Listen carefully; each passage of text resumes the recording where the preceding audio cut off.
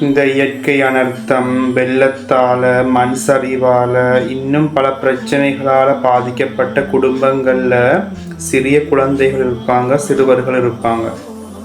இவங்களுக்கு முதலாவது செய்ய வேண்டிய சைக்காலஜிக்கல் ஃபர்ஸ்ட் எய்ட் இருக்குது. அதாவது முதலுதவி. அந்த உளவியல் முதலுதவின்னு சொல்லுவோம். சைக்காலஜிக்கல் ஃபர்ஸ்ட் எய்ட் இருக்குது. பெரியவர்கள் எப்படியோ இந்த சிச்சுவேஷனை கையாள்வாங்க. ஏதோ அவங்களுக்கு மனசில் பெரிய கவலை துன்பம் இருந்தாலும் அவங்க இந்த சிச்சுவேஷனை மட்டும் சரியான மட்டும் எப்படியோ மேனேஜ் பண்ணுவாங்க. ஆனால் சிறுவர்கள், குழந்தைகளுக்கு இது அவங்களுக்கு இது என்னன்றது விளங்குறதுன்றதுக்கே டைம் எடுக்கும். என்னன்றதுன்னு தெரியாமைக்கும் அவங்களோட பேரண்ட்ஸை பார்ப்பாங்க. பெற்றோர்கள் அழுது கொண்டிருப்பாங்க. அந்த குடும்பத்தாக்களை பார்ப்பாங்க. ஒவ்வொருத்தரும் ஒரு மூலையில் சோகம் வைப்பாங்க. அந்த நேரத்துக்கு சில நேரத்துக்கு பெற்றோர்களுக்கு அந்த மன அழுத்தம் ஸ்ட்ரெஸ்ஸால் அந்த குழந்தைகளிடமாலும் கேட்டு அடம்பிடிக்கிற சந்தர்ப்பத்தில் அந்த குழந்தைகளுக்கு சில நேரத்துக்கு அடிக்க ஏச அவங்களோட அந்த கோவத்தை அந்த மன அழுத்தத்தை அவுட் பண்ணுறதுக்கு இந்த டைமில் சான்ஸ் இருக்குது. அதனால் இப்போ அந்த குடும்பங்களை சில உறவினர்கள் பொறுப்பேற்றிருப்பீங்க. அதனால் நான் சொல்லக்கூடிய விஷயம் என்னென்னா, அந்த உறவினர்கள் வீட்டில் இருக்கக்கூடிய அந்த இயற்கை அனர்த்தத்தால், வெள்ளத்தால், மண் சரிவால் பாதிக்கப்பட்டு தன்னுடைய உறவினர்கள் வீட்டில் இருக்கக்கூடியவங்க இருப்பீங்க. அந்த உறவினர்களுக்கு நான் சொல்கிறேன், அந்த குழந்தைகள், அந்த சிறுவர்கள் நீங்கள் என்றுமான அளவு கூட்டி கொண்டு கொஞ்சம் வெளியில் போங்க. போயிட்டு அவங்களோட ஏரியாவில் இருக்கக்கூடிய சில்ட்ரன் பார்க்கில் கொஞ்சம் விளையாடுங்க.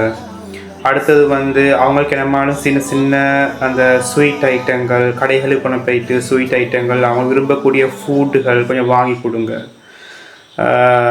அவங்கள ஒரு கார்டனு கூட்டின்னு போய்த்து விளையாடுங்க. இப்படி கொஞ்சம் செய்யுங்க. இது நான் தயவு செஞ்சு சொல்கிறேன். என்று சொன்னால் அந்த குழந்தைகள் நல்லாவே பாதிக்கப்பட்டிருப்பாங்க. அவங்களுக்கு இது என்ன ஏன் உம்மா அழுகிறா, ஏன் வாப்பா அழுது நிற்கிறா, என்ன அடைஞ்சி எங்களோட ஊடெல்லாம் எங்கே, எங்களோட விளையாட்டு சாமானம் எல்லாம் ஒன்றும் இல்லையே, எங்களோட ஸ்கூல் புக் ஒன்றும் இல்லையே, எனக்கு அது வேணும், நான் வீட்டுக்கு போகணும்ன்ற அந்த பிள்ளைகள் அடம் பிடிக்குங்க. அந்த குழந்தைகளுக்கு தெரியாது. அப்போ இந்த டைமில் அந்த பெற்றோர்களுக்கும் அவங்களுக்கு இருக்கக்கூடிய மன வருத்தத்தில் மன அழுத்தத்தில் அந்த குழந்தைகளை கூட அவங்களுக்கு ஹேண்டில் பண்ணிடாது. அதுக்கு அவங்க கோபத்தையோ மன அழுத்தத்தையோ குழந்தைகளை மேலே காட்டலாம். அதனால் அந்த பெற்றோர்கள் தயவு செஞ்சு பெற்றோர்கள் கூட சொல்லே இந்த டைமில் அந்த குடும்பத்தை கவனிக்கக்கூடிய உறவினர்கள் இருக்கிறீங்க தானே, அந்த உறவினர்கள் கொஞ்சம் அந்த குழந்தைகளை கூட்டி கொண்டு போய் நான் சொன்ன விடயங்களை கொஞ்சம் செய்யுங்க. அது அவங்களுக்கு பெரிய ஆறுதலாக இருக்கும். அவங்களுக்கு இப்போ நான் இன்னொரு விஷயமும் சொல்கிறேன். இந்த திங்ஸ் டொனேட் பண்ண போகிறீங்க தானே, பொருள்கள் டொனேட் பண்ண போகிறீங்க தானே, அவங்க கொஞ்சம் விளையாட்டு சாமானங்களையும் கொஞ்சம் டொனேட் பண்ணுங்கள். சின்ன கார், அந்த அந்த டாய்ஸ் ஐட்டங்கள் டிக்கி தானே, டாய்ஸ் ஐட்டங்களை கொஞ்சம் அதையும் ஒரு பங்குமாக எடுத்து டொனேட் பண்ணுங்கள். அத்தியாவசியமான பொருள்களில் ஏதை நான் சொல்கிறேன்டா, அந்த சின்ன குழந்தைகளுக்கு அதுதான் உலகம். ஏன்னா அவங்களுக்கு அந்த விளையாட்டு சாமானம் கொண்டு இருந்தால் அவங்க விளையாடிக்கொண்டு இருப்பாங்க. அவங்க இருக்கக்கூடிய சென்டரில் அவங்க பள்ளிகள் இருக்கலாம், இல்லை நம்மளோட சென்டரில் இருக்கலாம், இல்லாட்டி அவங்க ஏதாலும் ஒரு உறவினர் வீட்டில் இருக்கலாம். ஸோ அவங்களுக்கு நம்மளும் விளையாட்டு சாமானம் சின்ன கார் ஆயிக்கட்டும், டாய்ஸ் ஐட்டம் ஆயிக்கட்டும், டோல் ஆயிக்கட்டும், ஏதாலும் உண்டு அவங்களுக்கு ஆசையான உண்டு அந்த மட்டும் வாங்கி கொடுங்க. அந்த குழந்தை விளையாடி அதோட கவலை ஓரளவுக்கு இல்லாமக்கி கொள்ளுங்கள். அந்த குழந்தைகள், சிறுவர்கள் இதெல்லாம் சைக்காலஜிக்கல் ஃபர்ஸ்ட் எய்ட். எப்படியோ மீண்டு வருவீங்கன்னு உண்மையை நம்புங்க. அடுத்தது இந்த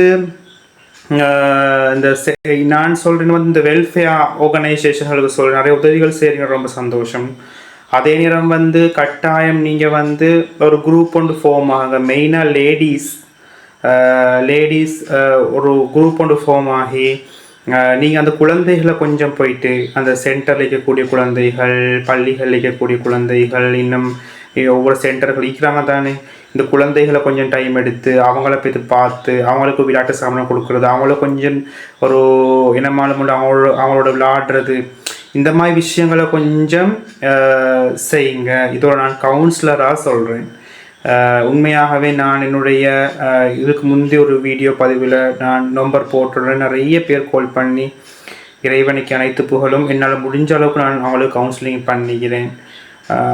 நான் சந்திச்சுட்டும் வந்திக்கிறேன். என்னால் முடிஞ்ச அளவுக்கு நான் இந்த வேலையை நான் செய்கிறேன் இறைவனுக்காக. ஆனால் என்னால் 100% இயங்கிறாது. நான் ஒரு தனி மனிதன். இருந்தாலும் நான் இந்த வீடியோவால் எத்தனையோ பேர் இதை கொஞ்சம் சில சில இன்ஃபர்மேஷன் கொடுக்குற நேரம் அது எத்தனையோ பேருக்கு ஒரு நன்மையாக, எத்தனையோ பேருக்கு அந்த இன்ஃபர்மேஷன் வந்து தூண்டுதலாக இருக்கலாம். அதனால் அந்த விடயத்தை கொஞ்சம் கவனத்தில் கொள்ளுங்க. ஏண்டா உளவியல் முதலுதவின்றது ஆகவும் முக்கியம். சைக்காலஜிக்கல் ஃபர்ஸ்ட் எய்ட் ஆகவும் முக்கியம். பெரியவங்க ஏதோ அவங்க மனம் எவ்வளோ வருத்தம் இருந்தாலும் அவங்களோட ஃபீலிங்கை, அவங்களோட கவலைகளை, துன்பங்கள் ஏதோ கண்ட்ரோல் பண்ணி அவங்க முன்னுக்கு வந்துடுவீங்க. சிறுவர்களுக்கு அது கஷ்டம். அவங்களுக்கு தனியாக கண்ட்ரோல் பண்ண இயலாது. அவங்களுக்கு யாராலும் ஒருத்தர ஹெல்ப் தேவை. இந்த டைமில் பெற்றோர்களுக்கு போய்ட்டு அட்வைஸ் பண்ணி கொண்டு இயலாது. நீங்கள் உங்களோட குழந்தைகளோடு இப்படி செய்யுங்க அப்படி செய்யுங்கன்னு பெற்றோர்களுக்கு சொல்லல. அவங்க ஃபுல்லாக உடஞ்சி போயிட்டிக்கிற டைம். ஸோ அந்த குடும்பத்தை பார்க்குற உறவினர்கள் தான் நான் சொன்ன விடயங்களை செய்யுங்க. அவங்கள கொஞ்சம் கூட்டின்னு போங்க. இந்த மாதிரி ஸ்வீட் ஐட்டங்களை வாங்கி கொடுங்க. ஒரு சில்ட்ரன் பார்க்க கூட்டின்னு போங்க. ஒரு கார்டனை கூட்டின்னு போங்க. கொஞ்சம் டைம் ஸ்பெண்ட் பண்ணுங்கள். அவனோட மனசை கொஞ்சம் ஆறுதல் படுத்தி கொண்டே இருங்க. இது வெரி வெரி இம்பார்ட்டன்ட். சாமனங்கள் டொனேட் பண்ணுறவங்களும் டாய் சாமனங்கள், சில்ட்ரன்ஸ் ப்ளே திங்ஸ், டாய் சாமனங்கள் கொஞ்சம் அதுவும் டொனேட் பண்ணுங்கள். அடுத்த மெயினாக இதுக்குன்னு சொல்லி ஒரு லேடிஸ் குரூப் ஒன்று ஃபோம் ஆகி அந்த வீடுகளுக்கு போங்க. அந்த குழந்தைகளோட கொஞ்சம் ஏண்டா ஒரு பெண்ணால் தான் கூடுதலாக அந்த குழந்தைகளை ஒரு தாய்மைன்றது எவ்வளோன்றதுண்டா அந்த தாய்மையால் முடியும் எவ்வளோ பெரிய கவலை மீட்டெடுத்து வாரத்துக்கு. அதனால் பெண்கள் ஃபோம் ஆகுங்கன்னு சொல்கிறதுக்கு காரணம் லேடிஸ் ஃபோம் ஆகுங்க. அந்த குழந்தைகளை இதாக்குங்க. அந்த குழந்தைகளை கொஞ்சம் தூக்கிண்டு அதில் இந்த மாதிரி விஷயங்கள் நீங்கள் செய்கிற நேரம் அந்த குழந்தைகள் நல்ல ஒரு நிலைமைக்கு வந்துடுவாங்க. ஓகே, ஏதோ என்னால் முடிஞ்ச ஒரு சில இன்ஃபர்மேஷன். இதை நீங்கள் இயன்ற அளவுக்கு இந்த விடயங்களை செய்கிறதுக்கு ட்ரை பண்ணுங்கள்.